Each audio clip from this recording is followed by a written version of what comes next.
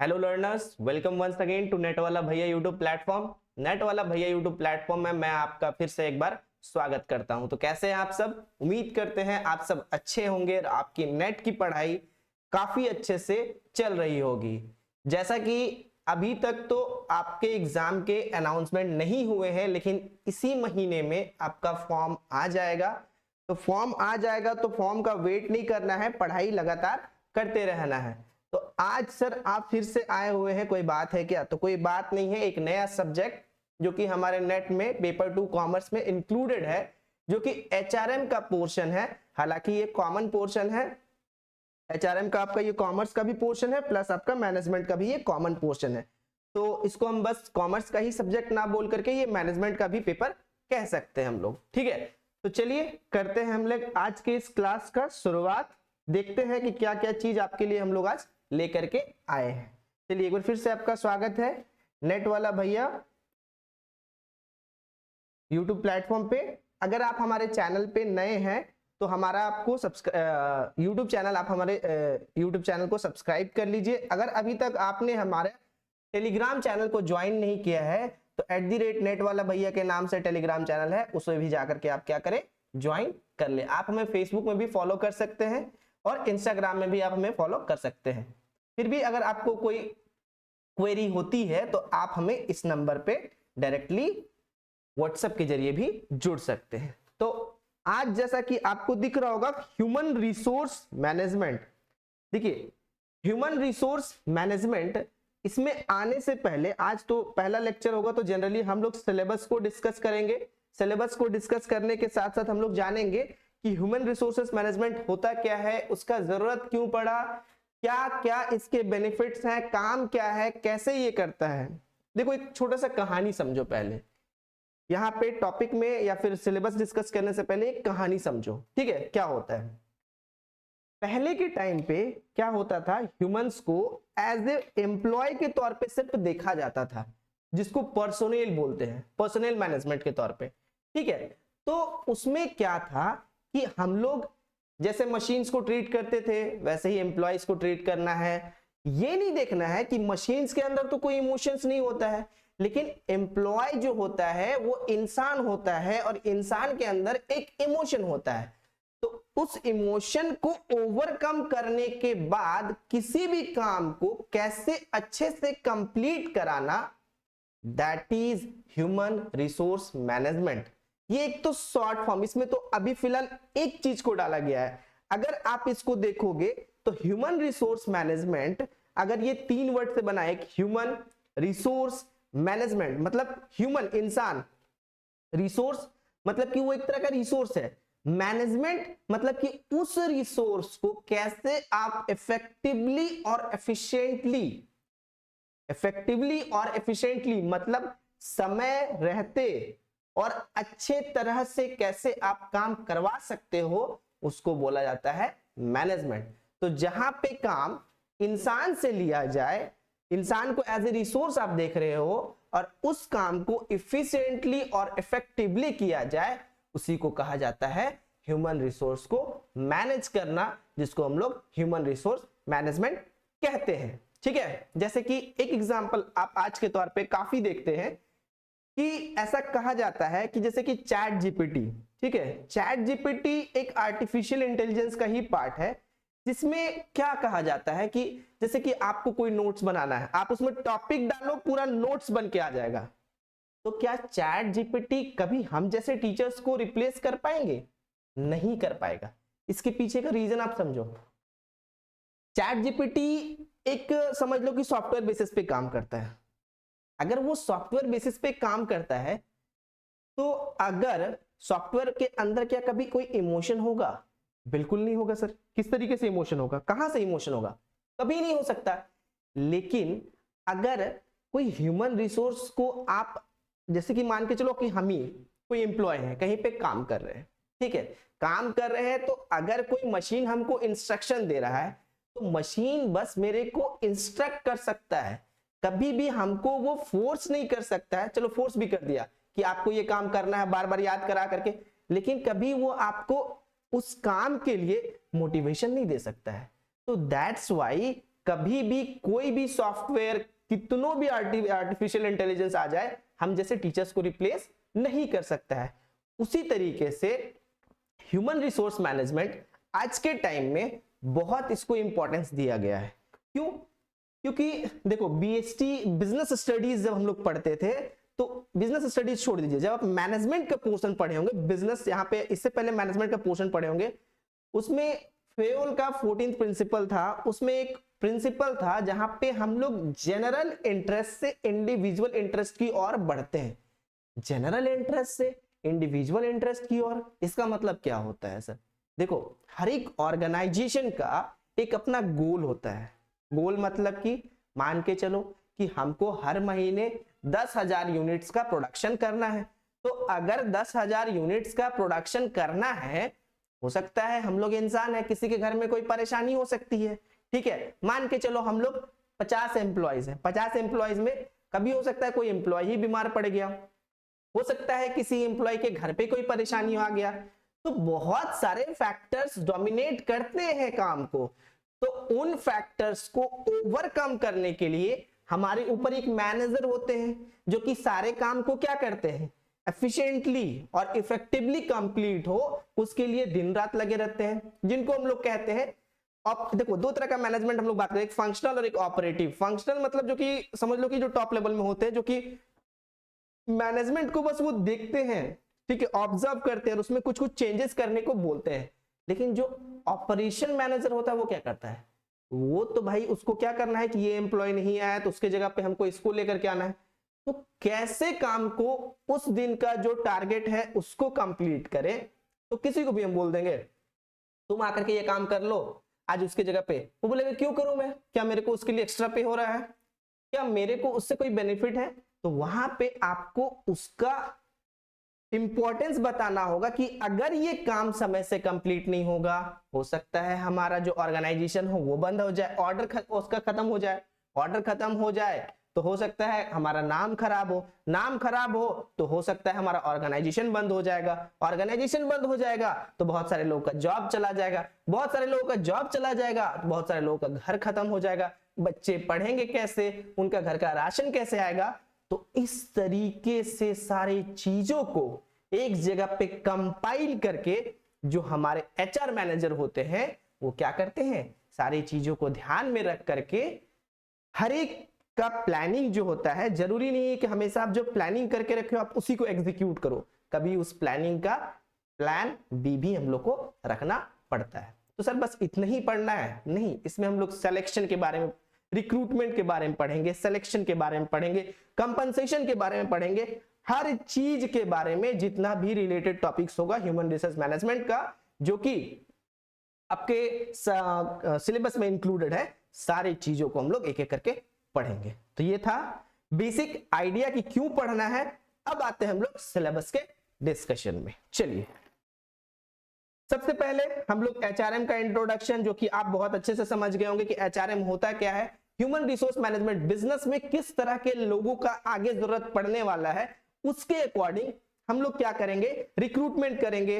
Recruitment करने से पहले हम लोग क्या करेंगे, पहले प्लानिंग करेंगे। प्लानिंग करेंगे मतलब किस तरह के लोग हमको चाहिए होंगे। मान के चलो प्रोडक्शन है, ठीक है, मार्केटिंग डिपार्टमेंट होगा, रिसर्च एंड डेवलपमेंट होगा, तो हम लोग सारी चीजों का पहले प्लानिंग कर लिए। प्लानिंग कर लिए इन द सेंस कि सब जगह पे कितने कितने लोग चाहिए उसका प्लानिंग कर लिए। उसके बाद अचानक से हम अचानक से नहीं, मतलब कि नोटिस दे करके रिक्रूटमेंट किए। रिक्रूटमेंट मतलब क्या होता है? रिक्रूटमेंट मतलब होता है कि हमें इतने लोगों की जरूरत है, हमारे यहाँ पे इतनी पोस्ट खाली है, आप यहाँ पे आके अप्लाई कर सकते हैं, ठीक है, ये क्वालिफिकेशन हमको चाहिए। तो जिन जिन लोगों का वो क्वालिफिकेशन होगा वो सारे लोग आकर के वहां पे क्या करेंगे, अप्लाई करेंगे जॉब के लिए। ये होता है रिक्रूटमेंट। तो सारे लोग आ रहे हैं ना जो भी उस क्वालिफिकेशन से रिलेटेड है। तो यहाँ पे ये जब सारे लोग आ रहे हैं मतलब ये काफी पॉजिटिव प्रोसेस है क्योंकि सारे के सारे लोग आ रहे हैं। अब आता है रिक्रूटमेंट फेज। रिक्रूटमेंट फेज में आपको क्या करना है, रिक्रूटमेंट हो गया। अब आता है सिलेक्शन फेज। सिलेक्शन फेज में आपको क्या करना है, सिलेक्शन फेज में अब आपको उन लोगों को चुनना है जो आपके काम के लिए सुटेबल है। सिलेक्शन मतलब होता है सिलेक्शन प्रोसेस में हम लोग करते हैं selecting the right person for the right job. मतलब जो इस काम के लिए सुटेबल है हम उसी बंदे को सेलेक्ट करेंगे। अब मान के चलिए जैसे कि 1000 एप्लीकेशन आपको रिसीव हुआ, ठीक है, आपके यहाँ पे सीट कितना है, आपके यहाँ पे 100 ही सीट है, तो ऑब्वियस है कि आप 100 ही लोगों को एज ए एम्प्लॉय के तौर पे लोगे, बिल्कुल सर। तो बाकी के 900 लोग कहाँ चले गए, तो सर बाकी के 900 लोग को तो हटा देना होगा, इसीलिए सिलेक्शन प्रोसेस जो होता है वो नेगेटिव प्रोसेस होता है, क्योंकि यहाँ पे छटनी का काम किया जाता है। नेक्स्ट, अब जब आप लोगों को चुन लिए हो तो अब आप लोगों का क्या करोगे, ट्रेनिंग एंड डेवलपमेंट, मतलब प्रॉपर ट्रेनिंग दोगे। कोई भी काम को करने से पहले आपको सिखाया जाएगा, एक साइमुलेशन क्रिएट किया जाएगा, मतलब कि एक आर्टिफिशियल समझ लो कि वर्क एनवायरनमेंट क्रिएट किया जाएगा। तो ट्रेनिंग में भी दो तरह का होता है, एक ऑन द जॉब, एक ऑफ द जॉब, तो वो तो बाद की बात है। ऑन द जॉब ट्रेनिंग मतलब आपको जॉब के तहत ही किसी सीनियर के अंडर डाल दिया जाएगा और वो आपसे अलग अलग सिचुएशन में काम कराएगा, उसके तहत आप सीख जाओगे। ऑफ द जॉब ट्रेनिंग का मतलब एक साइमुलेशन क्रिएट किया जाएगा, आर्टिफिशियल एनवायरनमेंट क्रिएट किया जाएगा, बिजनेस से थोड़ा सा मतलब जो ऑर्गेनाइजेशन में आपको जॉब करना है उससे हट करके फिर वहां से आप ट्रेंड होकर के एज ए एम्प्लॉय के तौर पे यहाँ पे आओगे। उसके बाद जब आप ज्वाइन कर लिए बच्चे बिजनेस, मतलब आपकी एज ए एम्प्लॉय आप हमारे कंपनी को ज्वाइन कर लिए। अब आप ज्वाइन करने के बाद आप तो बोलोगे ना कि टाइम टू टाइम मेरे परफॉर्मेंस को अप्रेज करो। अप्रेज करो मतलब क्या, अगर मेरा परफॉर्मेंस अच्छा है तो मेरे को प्रमोशन दो। तो ये परफॉर्मेंस अप्रेजल में एक 360 अप्रेजल होता है। 360 अप्रेजल मतलब क्या, मेरे ऊपर, मेरे नीचे, मेरे दाएं, मेरे बाएं। दाएं बाएं क्या होंगे, अलग अलग डिपार्टमेंट के लोग होंगे, लेकिन दोनों के दोनों दाएं और बाएं वाले लोग, मतलब लेफ्ट और राइट वाले लोग, सारे के सारे क्या हो जाएंगे, ये दोनों ये होंगे सेम लेवल के, ठीक है। नीचे लेवल के मतलब कि जो हमसे नीचे लेवल के होंगे, ऊपर लेवल के जो हमसे ऊपर लेवल के होंगे। फॉर एग्जांपल मैनेजमेंट में से कोई टीम, तो 360 अप्रेजल में क्या होता है, जब सारे लोग मिलकर के आपको अप्रेज करते हैं, आपका अच्छा बुरा सब कुछ बताते हैं, दैट इज उसके अकॉर्डिंग फिर आपको प्रमोशन देना चाहिए, डिमोशन देना चाहिए, आपको वहीं रखना चाहिए, that is performance appraisal. Next, उसके बाद है आपका कंपनसेशन मैनेजमेंट। कंपनसेशन मैनेजमेंट, अब आप उसको सब कुछ ट्रेनिंग एंड डेवलपमेंट कर दिए, कुछ समय तक वो जॉब किया, सॉरी ट्रेनिंग एंड डेवलपमेंट आ गया, अब जॉब में वो आ गया। अब जॉब में आ गया तो अब आपको उसके लिए कुछ सैलरी तो सोचे होंगे, तो वो सैलरी जिसको आप दोगे तो वो आप क्या, कंपनसेशन क्यों बोलते हैं इसको, सर कंपनसेशन का मतलब होता है भरपाई करना। तो आप भी तो वो अपना समय दे रहा है आपके ऑर्गेनाइजेशन में, उसके बदले में आप उसके नीड्स का भरपाई करने के लिए कुछ अमाउंट जो कि उसको मतलब उसके काम के प्रति देना चाहिए वो आप दे रहे हैं, दैट इज कंपनसेशन मैनेजमेंट। कि कौन से एम्प्लॉय को, अब सारे एम्प्लॉय को तो एक जैसा नहीं मिलता है, किसी को कम, किसी को ज्यादा, किसी को बहुत ज्यादा, इस तरीके से। Next, collective bargaining. Collective bargaining का मतलब यहां पे ये होता है, अब पहले के मूवी देखते होंगे, आज में भी पहले के मूवी में ये सब काफी दिखाया जाता था, यूनियन लीडर। यूनियन लीडर क्या होते थे कि एम्प्लॉयज जो होते थे उनका एक यूनियन लीडर होता था, एक नेता होता था जिसको उन्हीं के द्वारा चुना जाता था। वो क्या करता था कि जितने भी एम्प्लॉयज थे या हैं उनके बातों को लेकर के क्या करेगा, जा करके मैनेजमेंट में वो पार्टिसिपेट करता था, और मैनेजमेंट में पार्टिसिपेट करता था तो जो भी ग्रीवेंसेस, प्रॉब्लम्स जो भी होती थी वो जा करके वहां पे उन लोग को बताता था कि यहाँ पे जो भी एम्प्लॉयज काम कर रहे हैं, यहाँ का मशीन ठीक नहीं है, कभी किसी का हाथ में चोट लग रहा है, कभी किसी का पैर में चोट लग रहा है, तो मशीन्स का चेंजेस करना चाहिए। उसके अलावा हमारे यहाँ के एम्प्लॉयज का कोई भी हेल्थ बेनिफिट नहीं मिलता है तो हेल्थ बेनिफिट मिलना चाहिए, ठीक है, इंश्योरेंस करवा के रखना चाहिए। तो ये सारी चीजों के बारे में भी बात किया जाता है। तो ये हमारा ओवरऑल डिस्कशन, अगर हम लोग बात करें ह्यूमन रिसोर्स मैनेजमेंट का, तो हम लोग चैप्टराइजेशन जो किए हुए हैं, टोटल 9 चैप्टर्स में ये डिवाइडेड है ह्यूमन रिसोर्स मैनेजमेंट, जिसको हम लोग आगे पढ़ने वाले हैं।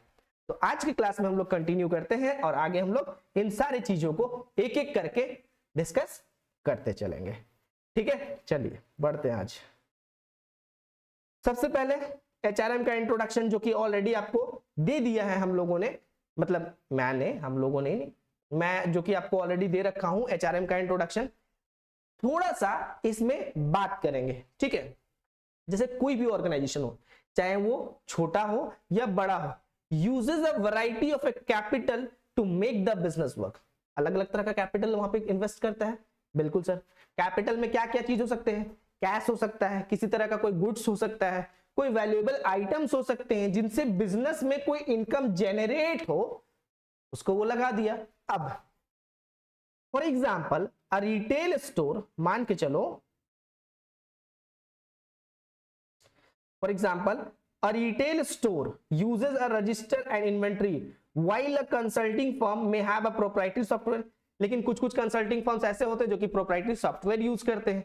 हाँ sir, no matter the industry, all companies have one thing in a common, they must view people as a intellectual capital. Register है, रजिस्टर को मेंटेन करने के लिए क्या चाहिए? हमारे और आपके जैसे लोग चाहिए वहां पे। तो यहाँ पे ह्यूमन का जरूरत पड़ा कि नहीं पड़ा? ठीक है। सॉफ्टवेयर है तो सॉफ्टवेयर को भी चेक करने के लिए, टाइम टू टाइम अपडेट करने के लिए हमारे जैसे और आपके जैसे लोग चाहिए। बिल्कुल चाहिए। ठीक है। किसी बिल्डिंग में आप, जहां पे आपका ऑफिस है, उसको ऑपरेट करने के मतलब उस बिल्डिंग को मान के चलो कि रेनोवेट करने के लिए या फिर सारी चीजों को वहां पे इकट्ठा करने के लिए हम जैसे और आप जैसे ही लोग चाहिए वहां पे। हम जैसे आप जैसे लोग का मतलब है कि इंसान ही चाहिए वहां पे भी। ठीक है, चलिए आगे। Human resource are the most important assets of the company, if they are put to good use they can deliver excellent result. अगर ह्यूमन रिसोर्सेज को अगर अच्छे से एक जगह पे, एक प्लेटफॉर्म में अच्छे से पोजीशन दिया जाए, जगह दिया जाए, तो वो कोई भी काम को अच्छे से कंप्लीट कर सकते हैं। ठीक है, चलिए। This is where human resource managers play a critical role in bridging the gap between the employee expectation and the organizational needs by adopting appropriate human resource policies and practice। तो कभी कभी क्या होता है ना, एम्प्लॉयज के बीच में और ऑर्गेनाइजेशन के बीच में एक गैप आ जाता है। क्यों गैप आ जाता है? क्योंकि अगर आपको जो मतलब आप जो काम कर रहे हो और वही दूसरे ऑर्गेनाइजेशन में जो लोग सेम काम कर रहे हैं, लेकिन उनको बेनिफिट कुछ अच्छा मिल रहा है, ठीक है, उनको बहुत सारा बेनिफिट्स मिल रहा है, लेकिन आपको एक फ्रिंज बेनिफिट होता है। फ्रिंज बेनिफिट का मतलब पर्क्स हो सकता है, उनको बस लाने की सुविधा है, आपके पास ऐसा कुछ नहीं है, इवन आपको ट्रेवल अलाउंसेस भी नहीं दिया जा रहा है। तो आप तो ये सोचोगे ना कि वहां के लोगों को, लोग जो एस मेरे ही जैसा काम कर रहे हैं, उनको पैसा भी ज्यादा मिल रहा है, उनको अलग अलग फ्रिंज बेनिफिट मतलब अलग अलग पर्क्स भी मिल रहा है, मेरे को क्या मिल रहा है? तो यहाँ पे गैप आया कि नहीं आया ऑर्गेनाइजेशन और एम्प्लॉय के बीच में? बिल्कुल आया। तो इन गैप को फुलफिल करने के लिए किनका जरूरत पड़ता है? ह्यूमन रिसोर्स मैनेजमेंट का, ताकि वो बात को एज ए जो हमारे सीनियर मैनेजर है उन तक पहुंचाए और फिर वो क्या करें, इन सारे ग्रीवेंसेस को ध्यान दे और फिर कैसे ठीक किया जा सके उसके लिए करेक्टिव मेजर ले सके। ठीक है, चलिए एक और डेफिनेशन देखते हैं। According to the Armstrong, human resource management can be defined as a strategic approach to acquiring, developing, managing, motivating and gaining the commitment of the organization, key resource, the people who work in it or for it। जो इसमें काम करते हैं, कैसे करते हैं, मतलब कि जिस ऑर्गेनाइजेशन पे आप काम कर रहे हो तो एक स्ट्रेटेजी बनाना पड़ता है ह्यूमन रिसोर्स मैनेजर को, ताकि क्या किया जा सके, सारे काम को अच्छे से जो उसके एम्प्लॉयज हैं उनको मोटिवेट करते हुए करवाया जा सके। ठीक है, ताकि उनको ये ना लगे कि हाँ यहाँ पे उनका एक्सप्लॉइटेशन हो रहा है और उनके थ्रू ये काम भी कंप्लीट करवाया जा सके। चलिए और भी एक दो है डेफिनेशन जिसको आप पढ़ लेंगे। ठीक है, क्योंकि डेफिनेशंस पे तो किसी का जोर नहीं है। डेफिनेशन हालांकि पूछा नहीं जाता है, बट कभी कभी क्या होता है कि डेफिनेशंस दे दिया और उनके ऑथर के नाम पूछ लिए जाते हैं, तो ये तो थोड़ा सा ये पोर्शन है, तो जब प्रीवियस ईयर क्वेश्चंस लेकर के आएंगे तब देखा जाएगा। फिलहाल अभी आगे बढ़ते हैं। चलो, एक शॉर्ट स्टोरी दिया हुआ है जो कि मतलब कि जो ऑलरेडी अभी आपको हम सुना चुके हैं, बट फिर भी अगर आप एक बार पढ़ना चाहें तो पढ़ सकते हैं, बट एक बार देखते हैं। As a field HRM has a long history. It takes root in the study of a psychology, organizational behavior, industrial engineering, मतलब ये सारी चीज इसमें इंक्लूडेड है। ठीक है, the field has undergone many changes, बहुत सारे चेंजेस हुए हैं पिछले लास्ट 20 सालों में। ठीक है, giving it an even more important role in the today's organization. आज के टाइम पे लगभग सारे ही ऑर्गेनाइजेशन में ह्यूमन रिसोर्स मैनेजमेंट को बहुत ज्यादा इंपॉर्टेंस दिया जाता है। पहले के टाइम पे in past human resource management was called personnel department, जो कि आपको पहले ही बताया कि ह्यूमन रिसोर्स मैनेजमेंट को क्या कहा जाता था पहले, एज ए ये HRM नहीं, ह्यूमन रिसोर्स मैनेजमेंट का कोई डिपार्टमेंट नहीं हुआ करता था, पहले था पर्सोनल डिपार्टमेंट। पर्सोनल मतलब वही काइंड ऑफ एम्प्लॉय जो हमारे यहाँ पे वर्कर है। This department was in charge of hiring people and dealing with the paper work related employment, मतलब एम्प्लॉयमेंट से रिलेटेड जो भी पेपर वर्क होता था, कैसे लोगों को हायर करना है, इन सारी चीजों के बारे में ये बात करता था। Personnel department has been divided into human resource management and human resource development as this function continue to evolve. आज के टाइम पे ये दो पार्ट में डिवाइड हो गया है, एक है आपका ह्यूमन रिसोर्स मैनेजमेंट और दूसरा है ह्यूमन रिसोर्स डेवलपमेंट, मतलब कैसे उसको मैनेज करें और कैसे उसका ओवरऑल डेवलपमेंट किया जा सके। HRM is a crucial to an organization success and serves a key support role in the company's strategic planning. क्यों? क्योंकि so many businesses today depend on the people to support their vision and accomplish their mission. तो एक ही इंसान के vision से उस mission को नहीं कंप्लीट किया जा सकता। विजन मतलब जहां पे आपको पहुंचना है, उसके लिए कोई ना कोई आप स्ट्रेटेजिक मिशन बना के रखे होगे। तो उस मिशन, जैसे कि चंद्रयान ही अगर आप समझ लो, लॉन्च हुआ तो क्या डायरेक्टली खोल के लॉन्च कर दिया गया? अरे नहीं सर, पहले तो उसका हर एक लेवल पे बनाया गया होगा, एक छोटे छोटे पार्ट्स को भी बनाने के लिए अलग अलग डिपार्टमेंट में लेके जाया गया होगा, उस डिपार्टमेंट से बना करके फिर उसको कंपाइल किया गया होगा, फिर जा करके वैज्ञानिकों के द्वारा जो सॉफ्टवेयर डिपार्टमेंट अलग होगा, लैंडर डिपार्टमेंट अलग होगा, रोवर का डिपार्टमेंट अलग होगा, एक स्फेयर से निकल के दूसरे स्फेयर में जा रहा है तो उस समय क्या कौन सा चीज खुलेगा, तो हर एक चीज का डिपार्टमेंट होता है जहां पे ह्यूमन रिसोर्स उसको काफी अच्छे तरीके से ऑपरेट करते रहते हैं। ठीक है, चलिए अब चलते हैं आगे। आज का सेशन थोड़ा सा लंबा होगा क्योंकि आज हम लोग सिलेबस डिस्कशन करने के साथ साथ आगे पढ़ भी रहे हैं। नेक्स्ट सेशन थोड़ा छोटा छोटा होगा, छोटा छोटा इन द सेंस कि हम लोग मतलब कोशिश करेंगे कि 2 चैप्टर्स को बहुत ज्यादा ना खींच करके 1 से 2 दिन में या 2 क्लास में खत्म कर दिया जाए। चलिए आते हैं, डिफरेंस देखते हैं पर्सनल मैनेजमेंट और ह्यूमन रिसोर्स मैनेजमेंट का। तो personal management means it means management of A people employed. People employed मतलब कितने लोग आपके पास काम कर रहे हैं। ह्यूमन रिसोर्स मैनेजमेंट का मतलब होता है it means management of A employees skills, abilities, knowledge, talent, aptitude, मतलब यहां पे अंदर की चीजों को निखारने की कोशिश की जाती है जो आपके पास ऑलरेडी है। नेक्स्ट, पर्सनल मैनेजमेंट के अंदर employees are treated as a economic man, his services are exchange for wages and services salaries, मतलब कि जो आप सर्विसेज वहां पे प्रोवाइड कर रहे हो उसके लिए आपको बस वेजेस दे दिया, सैलरी दे दिया, काम खत्म हो गया। लेकिन ह्यूमन रिसोर्स मैनेजमेंट में ऐसा नहीं है, वहां पे एम्प्लॉय को are treated as economic, social and psychological men, क्योंकि हम लोग क्या हैं, हम लोग इमोशन से भरे पड़े हैं। Employees are treated commodity which can be used and purchased, ये था पर्सनल मैनेजमेंट के टाइम। सोचो कितना छोटा सोच था, ह्यूमन रिसोर्स मैनेजमेंट के पॉइंट ऑफ व्यू से सोचोगे तो वो सोच काफी छोटा लगेगा। Employees are treated as resource, लेकिन ह्यूमन रिसोर्स मैनेजमेंट में आज एम्प्लॉयज को रिसोर्स की तरह माना जाता है और देखा जाता है। नेक्स्ट, पर्सनल मैनेजमेंट के अंदर it is cost centre, therefore management try to control the cost. ये क्या हुआ करता था, कॉस्ट सेंटर हुआ करता था। कॉस्ट सेंटर्ड मतलब पैसे पे फोकस किया जाता था मेनली, लेकिन आज के टाइम पे इट इज मतलब पैसे पे फोकस किया था, मतलब कैसे कॉस्ट को रिड्यूस किया जा सके। लेकिन ह्यूमन रिसोर्स मैनेजमेंट के अंदर it is profit centred, therefore investment in human resource for future utility purpose, मतलब कि ये प्रॉफिट सेंटर, मतलब कि यहाँ पे ह्यूमन रिसोर्स को एक तरह से माना जाता है कि जो भी उसको हम आज सिखा रहे हैं, जैसे कि आज आप किसी की ट्रेनिंग के पीछे खर्च कर रहे हो तो आप ये मान के चल रहे हो ना अगर उसका ट्रेनिंग होगा तो कहीं ना कहीं, अगर वो ऑब्वियस है कि अगर उसका ट्रेनिंग होगा तो फिर वो उस काम को सीख गया, उस काम को सीखने के बाद थोड़ा सा हो सकता है उससे थोड़ा सा और ऊपर लेवल का वो सीखेगा, तो कहीं ना कहीं उसका डेवलपमेंट होते जा रहा है, छोटे छोटे चीजों से डेवलपमेंट होते जा रहा है। तो ये चीज आपका क्या है कि ह्यूमन रिसोर्स मैनेजमेंट में ही देखा जाता था।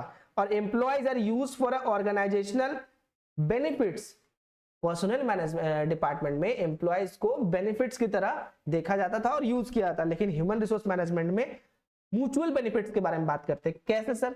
म्यूचुअल बेनिफिट्स के बारे में इस तरीके से बात करते हैं जैसे आज के ऑर्गेनाइजेशन में क्या है कि अगर मेरे ऑर्गेनाइजेशन में कुछ एम्प्लॉयज काम कर रहे हैं तो अगर मेरे ऑर्गेनाइजेशन में कुछ शेयर है तो उसमें से उनको कुछ दे देना, जिसको स्वेट इक्विटी के नाम से भी जाना जाता है। ठीक है, उसके बाद है पर्सनल डिपार्टमेंट में personnel function is treated as an auxiliary function that is no separate functions और department it is treated as a routine work, मतलब कि यहाँ पे कोई अलग सेपरेट फंक्शन नहीं था ह्यूमंस के लिए, लेकिन यहाँ पे सेपरेट फंक्शंस है जहाँ पे उनके प्रॉपर स्ट्रेटेजीज के बारे में हम लोग डिस्कस करते हैं, चाहे वो अपर लेवल का हो चाहे वो लोअर लेवल से हो। ठीक है, चलिए आते हैं आगे। Scope of HRM. तो स्कोप ऑफ एचआरएम का अगर बात करें तो यहाँ पे आपको दिखेगा पहला पर्सनल एस्पेक्ट। पर्सनल एस्पेक्ट्स में हम लोग क्या बात करते हैं, उसके पर्सनल नीड्स के बारे में बात करेंगे, उसको क्या क्या जरूरत पड़ सकता है, जैसे कि such as man power planning, recruitment, selection, placement, transfer, promotion, training and development, lay off and retrenchment, remuneration, incentive, productivity. देखो स्कोप ऑफ एचआरएम, एचआरएम का क्या स्कोप है, उसमें सबसे पहले अगर पर्सनल एस्पेक्ट्स का बात करें, एम्प्लॉयज के एस्पेक्ट से बात करें तो मैन पावर प्लानिंग, फिर रिक्रूट करना, उसके बाद सिलेक्शन करना, फिर उसको जहां पे सुटेबल है वहां पे उसको प्लेसमेंट करना, फिर ट्रांसफर करना ताकि वो हर एक चीज में स्पेशलाइज हो सके, प्रमोशन करना, अगर जैसे प्रमोशन मतलब वही परफॉर्मेंस अप्रेज करना तो थोड़ा सा प्रमोट करना, ट्रेनिंग एंड डेवलपमेंट, ट्रेनिंग देना, ले ऑफ करना, ले ऑफ करना का मतलब छटनी करना, ठीक है, छांटना, उसके बाद फिर रेम्यूनरेशन डिसाइड करना, टाइम टू टाइम अगर वो वर्क को काफी अच्छे से कर रहा है तो उसको इंसेंटिव भी प्रोवाइड कराना। उसके बाद अगर बात करें वेलफेयर एस्पेक्ट्स में तो it deals with the working condition and amenities such as canteens. देखो वेलफेयर एस्पेक्ट्स मतलब कि आप उसको क्या क्या बेनिफिट्स दे रहे हो, ठीक है, जैसे कि वो वहां पे काम कर रहा है तो काम कर रहा है तो आपका वर्किंग कंडीशन आप उसको कैसा दे रहे हो अपने एम्प्लॉयज को, ठीक है, क्या क्या सुविधा प्रोवाइड किए हो, एमिनिटीज मतलब सुविधा, जैसे कि हो सकता है कैंटीन होगा, रेस्ट रूम होगा, लड़कियों के लिए कॉमन रूम होगा, लंच का रूम होगा, ठीक है, ट्रांसपोर्ट फैसिलिटी होगा, मेडिकल असिस्टेंस होगा, बहुत सारे चीज, ठीक है। नेक्स्ट है इंडस्ट्रियल रिलेशन एस्पेक्ट, यहाँ पे दिस कवर है union management relation, joint consultation, collective bargaining, grievances and disciplinary procedures, settlement of disputes, मतलब कि डिस्प्यूट्स को सेटलमेंट करने के लिए एक अलग मतलब डिपार्टमेंट रख दो, ग्रीवेंसेस को हैंडल करने के लिए एक अलग डिपार्टमेंट है, और कलेक्टिव बार्गेनिंग का मतलब कि कलेक्टिव बार्गेनिंग और वहां पे एम्प्लॉयज जो होंगे उनका आप कह सकते हो कि पार्टिसिपेशन कराना इन डिसीजन मेकिंग। तो सारे एम्प्लॉयज को तो नहीं लेकर के आ सकते हो, तो एम्प्लॉय के जो कुछ लीडर्स होंगे उनको लेकर के आना, ठीक है। उसके बाद है डेवलपमेंट एस्पेक्ट। डेवलपमेंट एस्पेक्ट्स में हम लोग क्या बात करते हैं कि proper development, training and development of the employee, जिसमें करियर प्लानिंग के बारे में बात करेंगे, identification of the special talent, उसके अंदर क्या स्पेशल टैलेंट है, उसके तहत उसको और किस चीजों में ट्रेनिंग दिया जा सके ताकि उसके स्किल्स और निखर करके बाहर आएंगे। चलिए ये हो गया आपका स्कोप ऑफ एचआरएम। नेक्स्ट आते हैं हम लोग ऑब्जेक्टिव ऑफ एचआरएम। ऑब्जेक्टिव में देखते हैं क्या क्या objective, to manage human resources in an ethical and socially responsible manner. Ethical और सोशली रिस्पॉन्सिबल मैनर मतलब कि उसको कहा जाता है ना कि पहले के टाइम पे अगर आप देखोगे तो एम्प्लॉयज को ना एज ए एम्प्लॉय नहीं गधों की तरह ट्रीट किया जाता था, काम करो करो करो और अमाउंट के नाम पे बिल्कुल थोड़ा अमाउंट मिलता था। लेकिन आज के टाइम पे एथिकली और सोशली रिस्पॉन्सिबल मैनर में सोसाइटल ऑब्जेक्टिव मतलब क्या, उसके वेलफेयर के लिए बात करना, ठीक है, to ensure the compliance with legal and ethical standards. जैसे गवर्नमेंट एक तय की है कि इतना उसका सैलरी मतलब होना चाहिए इस लेवल में, तो वो स्टैंडर्ड्स को मैच करना, to minimize the negative impact of the societal demand upon the organization, और जो भी नेगेटिव इंपैक्ट्स पड़ते हैं उनको मिनिमाइज करना मतलब कम करना। Next organizational objective. अब ऑर्गेनाइजेशन का क्या ऑब्जेक्टिव होता है, तो एचआर डिपार्टमेंट जो होते हैं किसी भी अदर डिपार्टमेंट के, जैसे कि वो फोकस करते हैं क्या, अपने गोल को अचीव करना, सबसे पहला काम तो यही होता है। If it does not meet, अगर ये होता ही नहीं है तो एचआर डिपार्टमेंट का कोई एग्जिस्टेंस का होने का कोई मतलब है ही नहीं। आप जब ह्यूमन रिसोर्स मैनेजमेंट को रखे और वो काम सही से करवा ही नहीं पा रहा है तो इसका रहने का कोई मतलब नहीं है। पहला काम तो यही होना चाहिए ना कि ऑर्गेनाइजेशन का जो भी नीड्स है, जो भी गोल है वो फुलफिल हो। तो HR department should recognize its role in bringing about the organizational effective. HRM is not an end in itself, it is only the means to assess the organization with a primary objective. इसका primary objective यही है कि वो दोनों के बीच में linkage पैदा करे और एक दूसरे को मदद करने में मोटिवेट करे। लास्ट आपका जो है वो है फंक्शनल ऑब्जेक्टिव। अच्छा एक और है personnel objective, personnel objective. Functional objective में हम लोग क्या देखेंगे, to maintain the HRM department contribution at the level of appropriate और the organisations needs. Functional objective में हम लोग बात करेंगे तो HRM is either more or less sophisticated to suit the organization demand। देखो किसी फंक्शंस के प्रति, जैसे कि आपको क्या करना है कि हर डिपार्टमेंट में सर्विसेज जो होंगे उनको आपको आइडेंटिफाई करना है कि कौन हमें किस तरह का सर्विसेज प्रोवाइड कर सकता है। उसके स्ट्रेंथ के अकॉर्डिंग आप एक ऑर्गेनाइजेशन में जिसके जो एबिलिटी है उसके अकॉर्डिंग वो अपने काम को कंप्लीट करने के लिए HRM should employ the skills and abilities of the workforce to do work efficiently। ठीक है, HRM should aim at providing the organization with well trained and well motivated employees। well trained तो उसके लिए आपको training देना होगा proper. ठीक है, well motivated काम करने के लिए आपको मैं अभी बताया कि कभी कभी क्या होता है कि हमारा इमोशनल स्टेबिलिटी उतना अच्छा नहीं हो पाता है, तो हमें थोड़ा सा भावपूर्ण मदद की जरूरत पड़ती है। ठीक है, तो वो हमारे HRM के जरिए मिल सकता है।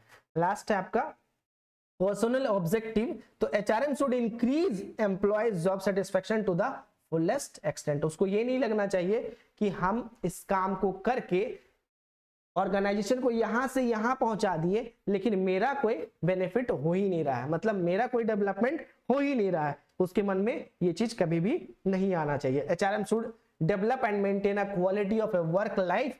It makes employment in an organization a desirable personal and social situation। मतलब एक एम्प्लॉय को ये फील होना चाहिए कि यहाँ पे सिर्फ ऑर्गेनाइजेशन ही आगे नहीं बढ़ रहा है, ऑर्गेनाइजेशन के साथ हम जो एम्प्लॉयज है वो भी आगे बढ़ रहे हैं।